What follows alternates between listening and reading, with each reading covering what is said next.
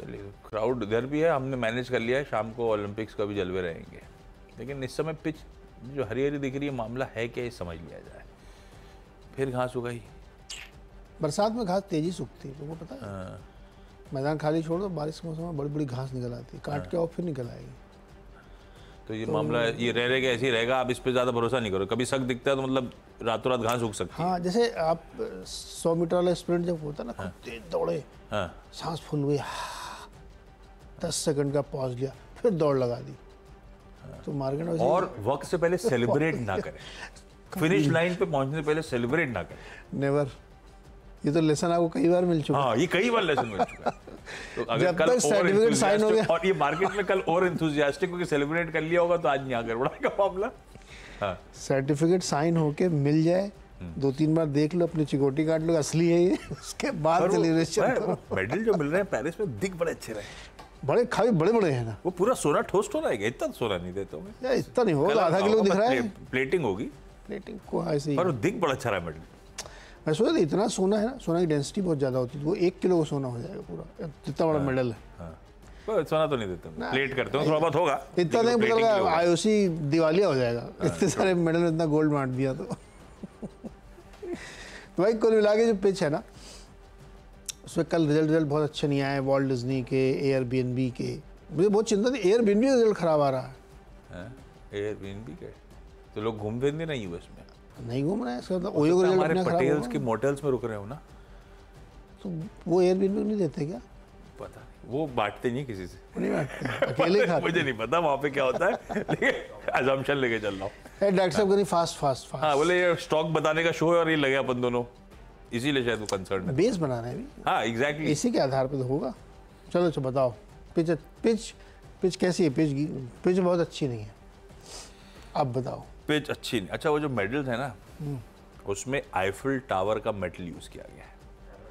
Eiffel tower का metal मतलब वहाँ से काट के लाएंगे क्या? पता नहीं, हो सकता है एक सरिया तोड़ लिया हो, ऐसा कहा गया है। मेटल आईफिल टावर का यूज हुआ उसके अंदर, तो पेरिस की फील आएगी आपको, पेरिस ओलंपिक्स। फिर भटक गए हम लोग, आइए स्टॉक्स पे चला जाए। इंटरनल्स, खैर इंटरेस्टिंग इंटरनल्स थे, लेकिन अभी मेल बॉक्स खुल नहीं रहा है मेरा। बीएससी लिमिटेड पहला, कल एनएससी के नंबर्स आए, कल बीएससी के नंबर्स आए, दोनों को पर्सपेक्टिव में रखिएगा, तब समझ में आएगा बीएससी क्या कमाल कर रहा है इस समय। बीएससी का कुल आय साल दर साल 149% का जंप। ये साल दर साल ले रहा हूं, एक्सचेंजेस को अपन को क्यू ऑन क्यू देखना चाहिए, पर इंटरनल्स गजब मजबूत थे। उसमें उन्होंने डेज के साथ ये तक मेंशन कर रखा है कि सेंसेक्स के सौदे जो पड़े थे एक दिन क्या रिकॉर्ड मारा, बैंकेक के सौदे जो पड़े थे क्या रिकॉर्ड मारे, वो दिखा रहा है सेंसेक्स बैंकेक का ट्रैक्शन भी।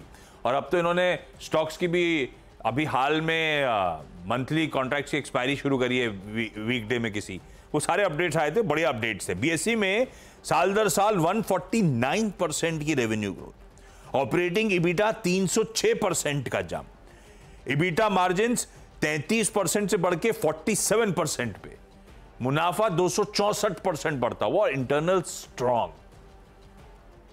तो ये बात सही है, अनलिस्टेड मार्केट में एनएससी अट्रैक्टिव है अगर वैल्यूएशन से कंपेयर, तो थोड़ा दाम गिरेगा उसका। वो अनलिस्टेड है, you don't know when it's going to list, आप इतने समय से फंसे हुए उसमें क्योंकि अनलिस्टेड है। लिस्टेड कंपनी में बीएससी ट्रैक्शन ला रहा है, गजब कर रखा है। और अब अगर ये आ रहा है कि एक एक्सचेंज, अपन ने उस दिन मेंशन करा था हरे में बीएससी को, याद होगा आपको, एक एक्सचेंज एक एक्सपायरी एक कॉन्ट्रैक्ट में हफ्ते की, है ना, वो कंपटीशन और एनएससी का फिजल आउट होगा और बीएससी और मजबूत होगा। ये सब सिनेरियो पेंट हो रहा है। बीएससी को ग्रीन रखता हूं मैं, बढ़िया नंबर, बहुत बढ़िया नंबर्स हैं इसके, पर स्टॉक चला हुआ है, कल भी 3.5-4% ऊपर उठ रहा हुआ था, तो अपन वॉच आउट करेंगे भाई बिहेवियर स्टॉक का, बिहेवियर नहीं, रिजल्ट्स के लिए थम्स अप है। बीएससी को सेलिब्रेट करना चाहिए भाई, रेडिको खैतान के नंबर अच्छे लग रहे हैं। 953 करोड़ रुपीस की आय बढ़ के 1136 करोड़ रुपए होती है, इबिटा बढ़िया बढ़ता है, 12.5% के मार्जिन 13.1% पे आते हैं, 60 बेसिस पॉइंट्स का इंप्रूवमेंट है, ऊपर से नीचे तक नंबर्स अच्छे हैं, ऑपरेशनली परफॉर्मेंस अच्छा है। रेडिको खैतान ग्रीन है। गुजरात पीपावाव के नंबर्स अच्छे लगे, आय 14.5% बढ़ी, EBITDA 41% बढ़ा, मार्जिन 49% वाले बढ़ के 61% पे पहुंच गए, 49 वाले 61%। अपन गुजरात पीपावाव की बात कर रहे हैं, आप रेडिको पे रुके हुए हैं। मैं ऊपर ध्यान देता हूं तो पता चलता है स्टॉक ही नहीं चल रहा है कई बार।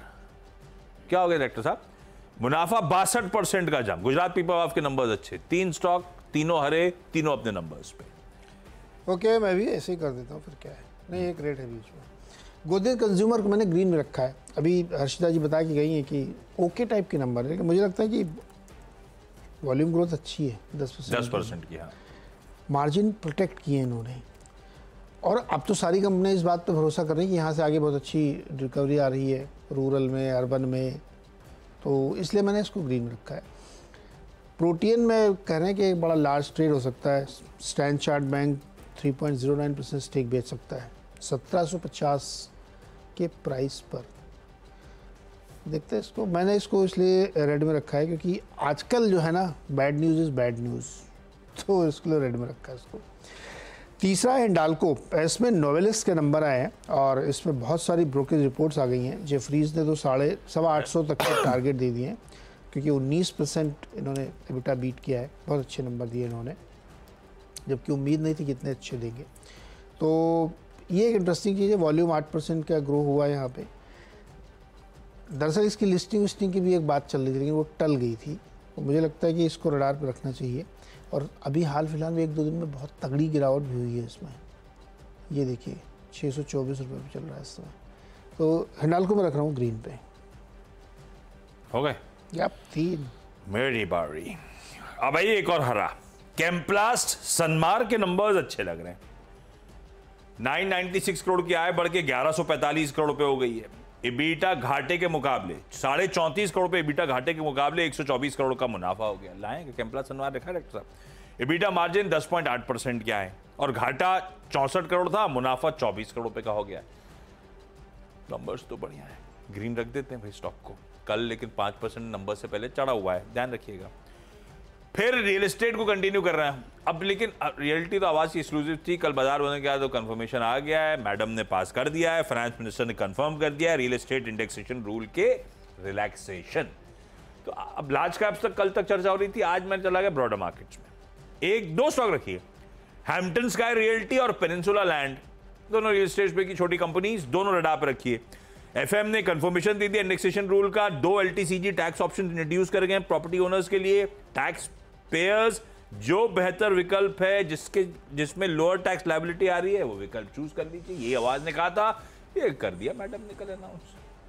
अपन ने तो परसों बात करी थी पहली बार ना, परसों बात करी थी कि आज और कल में हो सकता है, कल सुबह चर्चा करी थी कि आज होने वाला है और कल शाम को हो गया सब कुछ। तो ये रखिए रडार पे। जहां तक ये हैम्पटन स्काई रियल्टी की बात है, 2930 पे चल रहा है ये स्टॉक, साल के हाईस 59-60 ऑड लेवल्स के हैं। नहीं, हैम्पटन स्काई रियल्टी बोला, डायरेक्टर साहब चीटिंग चलती है। डायरेक्टर साहब मगन है आप। 59 वाला 29 के आसपास खड़ा हुआ है, तो ऑफ हाईज है। रियल एस्टेट कल मूड में था, ये भी 2% खैर ऊपर ही है। ग्रीन रख रहा हूं। ये मेरे ख्याल से लुधियाना में कमर्शियल स्पेस डेवलप कर रही है, मॉल। और दूसरा पेनिनसुला लैंड है भाई, 78-80 के साल के हाईज हैं उसके भी। पेनिनसुला लैंड दिखाइए, 59 ऑड लेवल्स के आसपास ट्रेड कर रहा है। इसमें तो पैसा वैसा भी चुटाया भी था इन लोगों ने, इसको भी मैं ग्रीन रख के चलता हूं। ये तो कल पस्ती था बल्कि। तो 2 ऐसे रियल एस्टेट रख दिए जो ब्रॉडर मार्केट्स को बिलोंग करते हैं, स्मॉल कैप्स में इंटरेस्टिंग प्लेस हो सकते हैं। रियल एस्टेट आज भी रडार रखेंगे। 6 हो गए अपने। सिग्नेचर ग्लोबल, इन्होंने एक बड़ी इंटरेस्टिंग बात बताई, 15,000 रुपये से ऊपर एवरेज प्राइस हो गया इनका। पिछली बार मैंने बात की तो 12,000 बता रहे थे, अभी रियलाइजेशन 15,000 रुपये स्क्वायर फीट का गुड़गांव में। क्या इंटरेस्टिंग चीज़ है यहाँ पे, बहुत सॉलिड नंबर इन्होंने दिए है यार। 15,000 रुपये स्क्वायर फीट है गुड़गांव एवरेज। इतना तो अपने यहाँ बोरीवली में नहीं मिलता। तो फिर वहाँ पे वो ऐसे घर कैसे आ गए 100 करोड़ के? वो क्या मैदान दे देते हैं क्या? नहीं, सिग्नेचर ग्लोबल ओरिजिनली एक मास हाउसिंग कंपनी थी। हाँ। अब लेकिन ये प्रीमियम में आ गए हैं, क्योंकि उधर माल, इसलिए एवरेज रिलेशन बढ़ रहा है। नए वाले के चलते 15,000 हो गया है। नए वाले के चलते 15,000 हो गया। 15,000 एवरेज प्राइस है, एकदम बेसिक वाला। सोहना रोड पे जाके आप कहीं खरीदोगे तो आपको ये भाव मिलेगा। जिधर DLF का है उधर तो 50-60 हज़ार रुपये, 1 लाख रुपए। अच्छा, तो इसलिए मैंने इसको ग्रीन में रखा है। नंबर्स बहुत ही स्ट्रॉन्ग है, मुनाफा काफ़ी बड़ा, घाटे से मुनाफे में आई है, और प्री सेल्स इन्होंने 31 कितने बिलियन रुपीज़ की है। अच्छा, लेमन ट्री के नतीजे अच्छे नहीं है भाई, मार्जिन भी गिरा है, 47 से 42 हो गया है, और मुनाफा भी घट गया, तो इसको मैंने रेड में रखा है। छठवां स्टॉक है बालाजी अमाइंस, केमिकल कंपनी है और लीडिंग कंपनी है। नंबर अच्छे हैं इसके, 15 के बजाय 17.5-18% का मार्जिन इन्होंने किया है, 14% एबिटा ग्रोथ हुई है। रेवेन्यू फ्लैट है, प्रॉफिट में 17-18% ग्रोथ है, तो उसको ग्रीन में रखा है। 6 हो गए भाई, छोटा सा एक ब्रेक के बाद अगले 4 स्टॉक्स।